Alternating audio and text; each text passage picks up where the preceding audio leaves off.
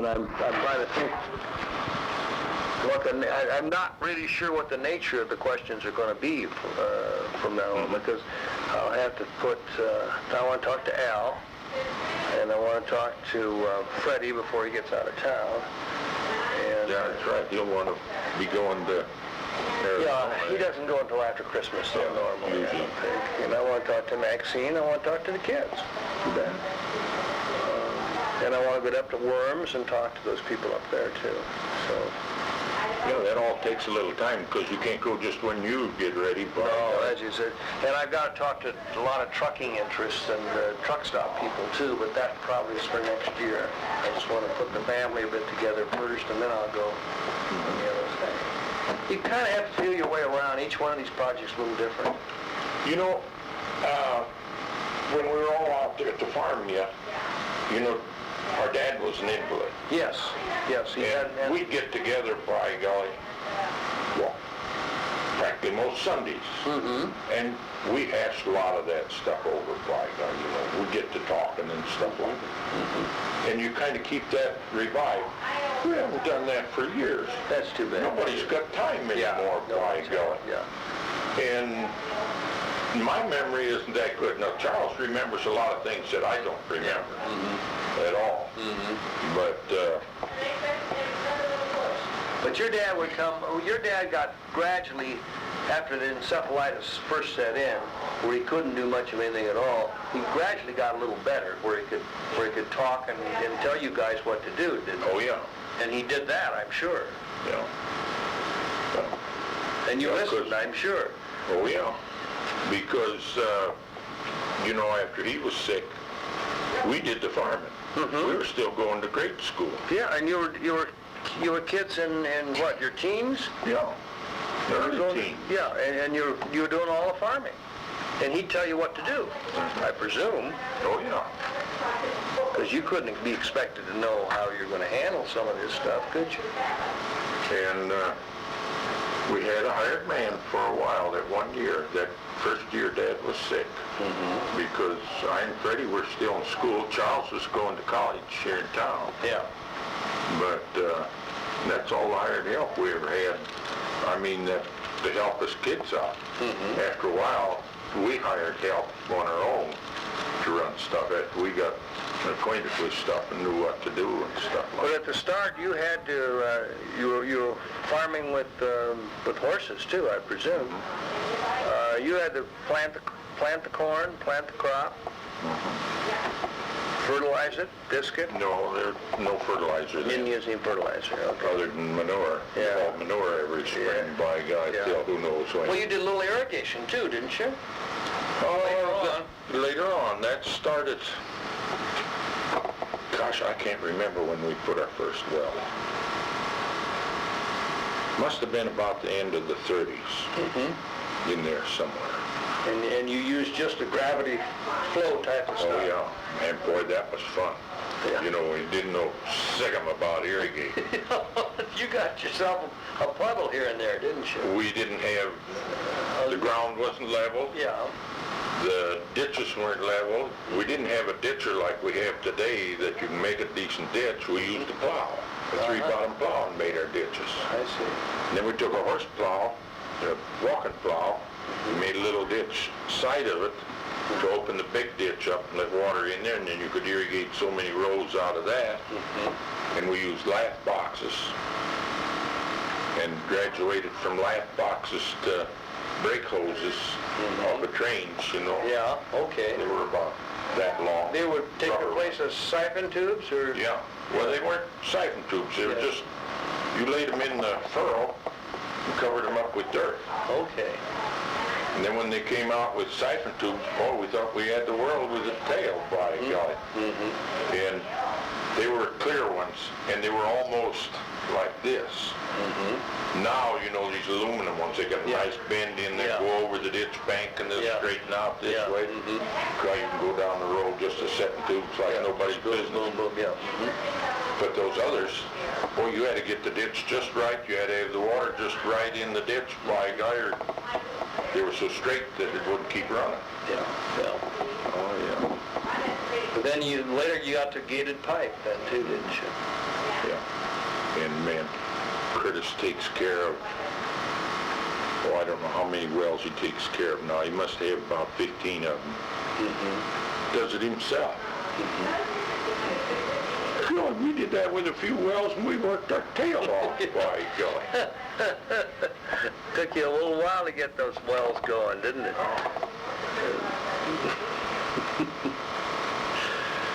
You know, when I think back to some of that, my gosh, it's a wonder we ever stayed at farming. Well, Freddie evidently thought that farming was not necessarily for him at that particular juncture. Well, he was doing all right, by God, but this other appealed to him more. Yeah. He was in with the truckers. You know, it isn't always smarts, by God. It's sometimes when you do it. That's right. You know, that was right after the war when they started, by golly. Didn't know shit from China. Yeah. And here they get started, by golly. Man, traffic started picking up, trucking started picking up, by golly. They were in the right spot at the right time. That's right. Oh, yeah. They hit the interstate right too, in the middle of the late 50s. I mean, they had that big spot out on the Platte River there. You know, when that came through, then it was after they got going here. Then it was a necessity to move out there. Otherwise, you just stagnate here. Yeah. But this is a good operation east of town, I'm sure. It made some money. Oh yeah, it did. You bet it did. Darn good money in its day. But business has changed. You know, with the interstate, by God, it took a lot of that stuff away from Highway 30. Sure. For Highway 30, by God, you know, everything came down Highway 30 that went through town. Yep. Well, Norman, I'm going to... This is now the beginning of the Al Eaton recording. We finished temporarily with Norman. And we're starting with Al Eaton, E-A-T-O-N, of Bosselman, Eaton. The first truck stop on Highway 30 east of Grand Island. Well, I've talked to Charles. Did you? I talked to Norman. Norman wouldn't know too much. No. And I talked to C.J. Hargleroad over in Hastings. Oh. And a couple of guys that I knew in Omaha who were truckers. And but I haven't gotten much into that facility you built on Highway 30, Bosselman, Eaton, in the middle, right after World War II, wasn't that, Al? Yeah, it was in 48. In 48, yeah, right after World War II. Yeah, 48. Were you doing garage work in Grand Island before that? Yeah, I was a mechanic, and I was at the ordnance plant during the war. Oh, okay. And after the war, I started a shop on my own uptown. Were you doing mechanical work out at the ordnance plant? Yeah, I was a foreman out there in the garage. And where did you met Charlotte then? During the war or before? When were you and Charlotte married? We were married in 40. In 1940, okay. Yeah, I was working in the garage uptown. Was Charlotte working then? She was teaching school in Central City. Oh, and she taught school all during the war in Central City? Yeah. Okay. And she had a contract for that year, next year. And we decided to get married in 1940. And they come along and told her, well, she couldn't teach school because... You got married? Yeah, because she's going to get married. And there's no married teachers in Central City. Okay. In 1940. So what did she do then? Well, so she came to Grand Island. Yeah. And we got married. Okay. Did she teach? She didn't teach any more school then? Yeah, she did. She taught out here in the country for a couple of years. Yeah. And a little bit at Luther School. just part-time. A little Lutheran school? Yeah, Lutheran parochial. Okay, okay. So, All right. that's the way it is. But you were the big breadwinner then. Well, yeah, I started a little garage of my own up here. And then Fred, he got in kind of the trucking business. How did you get into the trucking business? Well, he bought a Mack truck from Chevrolet Garage. Mm-hmm. And during the war, they let him have a contract with Mack truck. Mm-hmm. But as the war's over, they had to get rid of it. See? Mm-hmm. Mm-hmm. But Fred had bought this truck, and he couldn't get any service on it that he wanted, so he was kind of discussing it. So I did his mechanical work, and then they had to get rid of the franchise on Mack truck. Mm-hmm. So they wanted to sell it to us, but of course they had to have a service place, mechanic in a service place. And that's where you came in. That's where I came in. Yeah. So when Charles owned that land out there, I suppose he told me. Yeah. Mm-hmm. So the three of us went into a corporation company, Mm-hmm. and we decided we had to build a garage. So we built a Quonset garage. Yeah, Quonset hut type of thing? Yeah. Yeah. Out there. And Charles did the building of that. Yeah. And he furnished the land. And then we borrowed the money Mm-hmm. to buy the building. And Freddie was selling trucks at that time. Well, when we went into it with the idea, Fred was going to sell the trucks. And I was going to run the garage. Yeah. And when we got into it, we decided then we kind of had to have a station Mm-hmm. for these trucks to buy fuel. Yeah.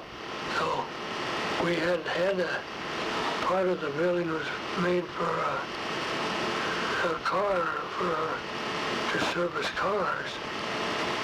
And we made that into a cafe that seated. Oh, you made that in the cafe, okay. Yeah, that's where the cafe started. Mm-hmm. And it originally seated 26 people. There was 10 at a counter and four tables of 4. Mm-hmm. It seated 26 people. Okay. Is that when Charlotte kind of came into the scene? Charles was supposed to run the cafe, but he still wanted to farm. Yeah. It didn't go quite fast enough for himself, so Charlotte took over the cafe Mm-hmm. and ran the cafe, and then it took off like a bang, and so did the station. So we had all the business we could take care of Yeah. there. Mm-hmm. So I still stayed in the garage, and then finally Fred decided he didn't want to sell trucks anymore. Well, about when was that, Al? Oh, that must have been long in.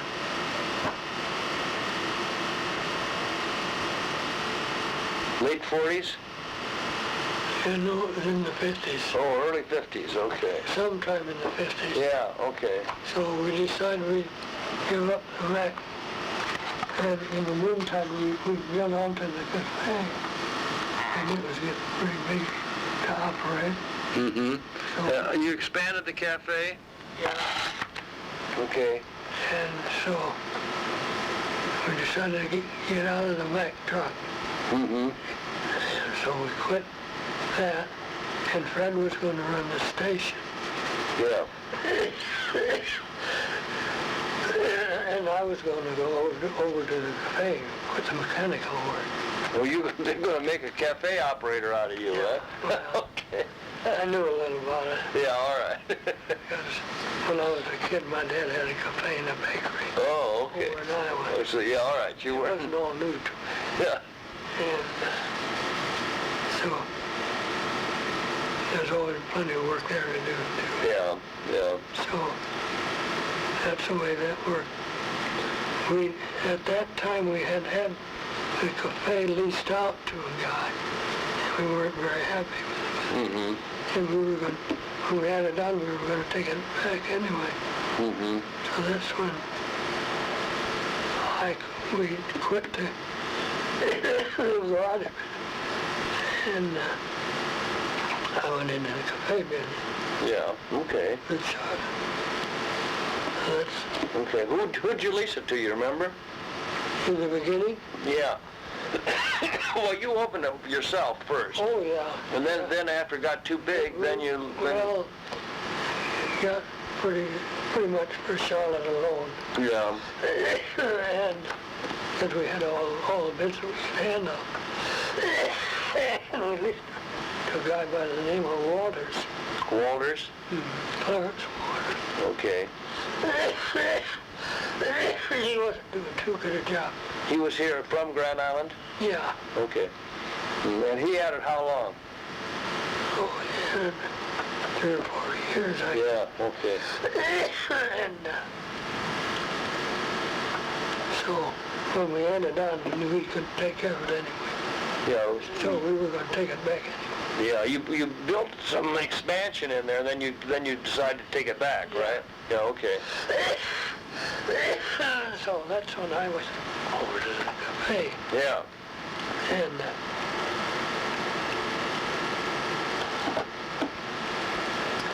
then after that, it still wasn't big enough. We added some more onto it. Okay.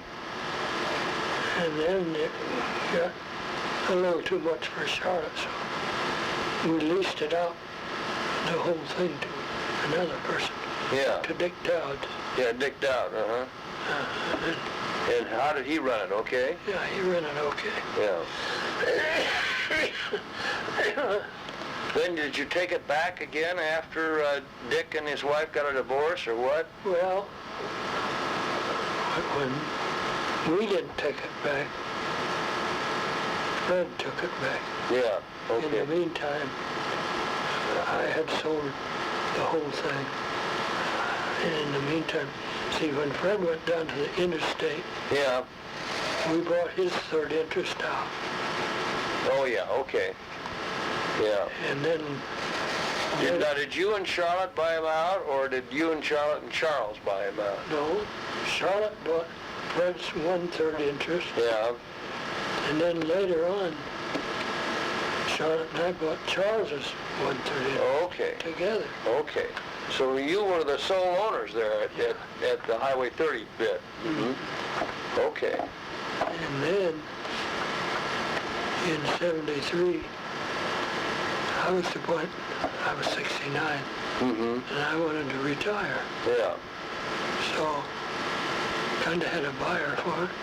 And Fred kind of wanted it, so we sold the whole thing back to Fred. Okay. That's how Fred come to it. Okay. And then I don't know how long it was that Dick ran it. He didn't run it too long. Who's that? Dick Dowd. Oh, he didn't run it too long, yeah. After Fred took it over. Then Fred took it over and he ran the conveyance station. Yeah. When I went out there, I just ran the station then.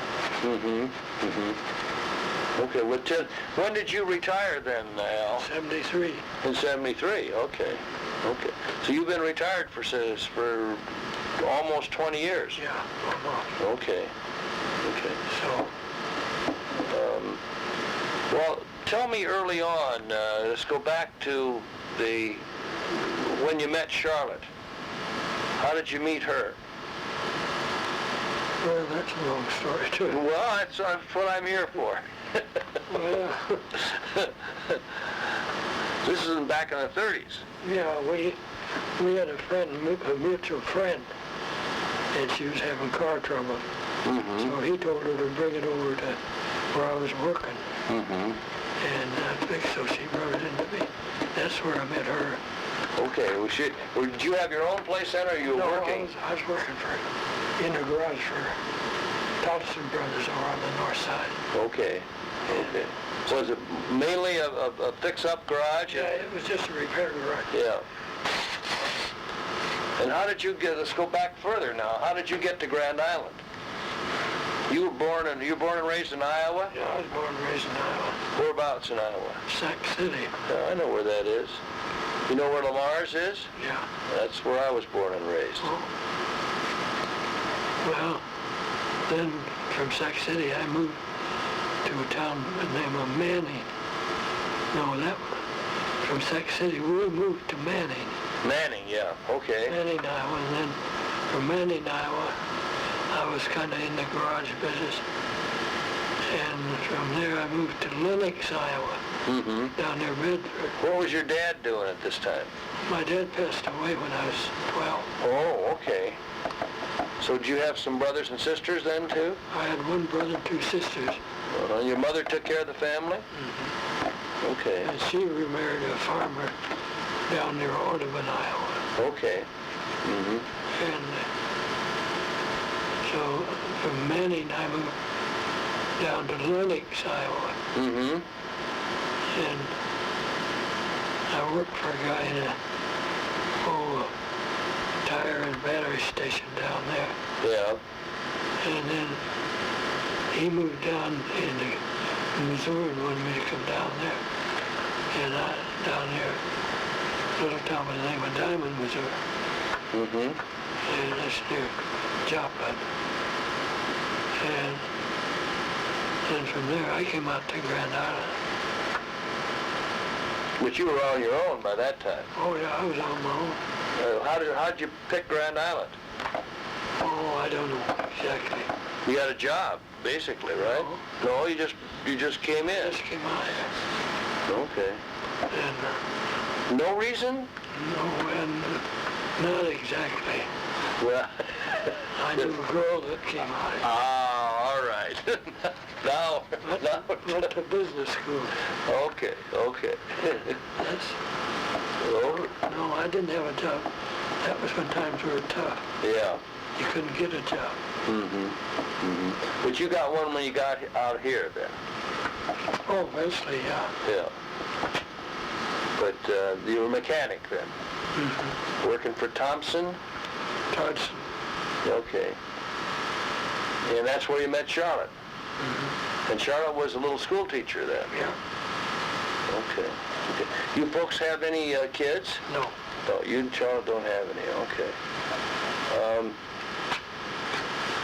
So going back to the early before the war, you were married in 1940, and you went then to the I went out to ordnance plant. Yeah. That must have been a fairly good job. Oh, wasn't too bad a job. Yeah. It didn't pay too good of wages. Right during the war. That's just before wages started to get good. I guess some of the construction workers make pretty good money out there. Okay, so you were pretty much in the Cornhusker Ordnance Plant. Yeah. Okay. They wanted me to stay out there at the ordnance plant. And I don't know.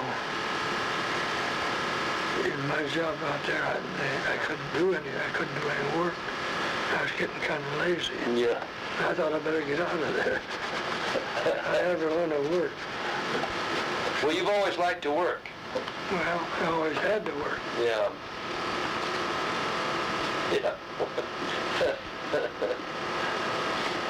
So you basically are a mechanic then. Oh yeah. But once you learn cars, do you have any problem going into trucks? Oh no, because we were into a lot of trucks out at ordnance plant too. Were you? Okay. Yeah, we had a lot of trucks out there, sir. But you didn't have any problems fixing up those trucks as they were coming into Bosselman Eaton out there then? No. Okay. Did you get in some heavy stuff? Oh, pretty heavy stuff, yeah. Yeah. Did you have any competition as far as truck stops are concerned in that day and age? Oh, we had some, yeah. There was one truck stop before us out west of town. West of town? Yeah. Okay. The old Shamrock place out there. I'm not familiar with it. West of town, sure not. You don't mean east of town? No, west. West, okay. West. They did quite a little truck work out there. Not work on truck. Yeah. They sold gas, I think. Yeah. Yeah. Was Freddie driving trucks, stock trucks for Norman and the farm and Charles at that time, or Just for himself is all. just for himself? No, when he bought this Big Mac truck, Yeah. he leased it to Herman Brothers in Omaha. Oh, we did, huh? Yeah. Mm-hmm. Then we formed another corporation. And we leased a couple trucks to Herman Brothers in Omaha, Okay. hauling fuel for them. Mm-hmm. Mm-hmm. Did you, when you first started out there, Al, in east of Grand Island, did you work any deals with any trucker operations where they could get some money off on fuel, or if they would make Bosselman Eaton their stop or something like that? Did you make any deals on that? Not too much then. Right then, you didn't have to. Diesel fuel, we was selling diesel fuel for around 10 cents a gallon. In those days, it was 10 cents a gallon, Yeah. huh? Yeah. What was regular fuel selling for at that time? Remember? Oh, I suppose around 12, 15 cents. Yeah. Mm-hmm. Okay. So nowadays, I guess they kind of have to deal with these big corporations. Of course, we dealt with quite a few of them too. At that time, we had to make some pretty good prices on fuel to some of them. Well, you get some pressure on it from the home offices then, right? Oh yeah, I know one corporation back in Chicago. Oh, I forgot what was the name of that company. It was the Western Auto. They hold all these cars to distribute them out there. Okay, yeah. They were a big corporation. Okay. Western Auto Parts, something like that? It wasn't parts, this Western Auto. Yeah. Transport Oh, company. it's a transport company, okay. And that's all they did was Haul cars. haul cars. Mm-hmm. And I know on every gallon of gas, every month we had to send somebody a check for 1 cent on every gallon of gas that they bought. Mm-hmm. I don't know what they ever did with it, but I always imagined about what it was. How much did that check amount to at the end of a month? Oh, I don't remember now. It was pretty good size. Couple $100 bucks? Oh, more than that. Oh, okay. Well, they used the place then a lot. Oh, yeah. Yeah, they had a lot of trucks going through. What kind of markup do you get on gasoline in those days? Well, we were sitting pretty good. See, we started out, I suppose, originally with Standard Oil Company. Mm-hmm. And then we got selling so much fuel that we decided we had to do a little better. So then we, more or less you might call it, made them, they had to give us be a distributor for all their parts. See, that's when they were in the tire business. Mm-hmm. Your phone is ringing. Do you want to answer? Is it ring? Yeah. Well, we were talking about the deals that you'd have to make to get some of these big guys to come in to purchase their fuel from All you. the big companies that we got, we had to give them a pretty fair price. But see, we got big enough, and it was handling enough fuel and everything. Then we got the distributorship for all their tires, batteries, and accessories. Who's that? Amico? Standard Oil. So Standard Oil. Okay. Yeah, still Standard Oil. Yeah. Okay. So then we got distributor, and then we got to be a jobber. Mm-hmm. So then we got a little better price. Mm-hmm. So we could compete with these big trucking companies. We did a lot of business with IML and ICX, all these big companies that ran across the country. Of course, it was all traffic on Highway 30 then. It was all on 30 though, wasn't it? Yeah. Yeah, they hadn't built the interstate yet. What happened when the interstate came in, Al? Were you kind of left high and dry? No, we weren't. We had a lot of good local business. And the cafe never did let up. They kept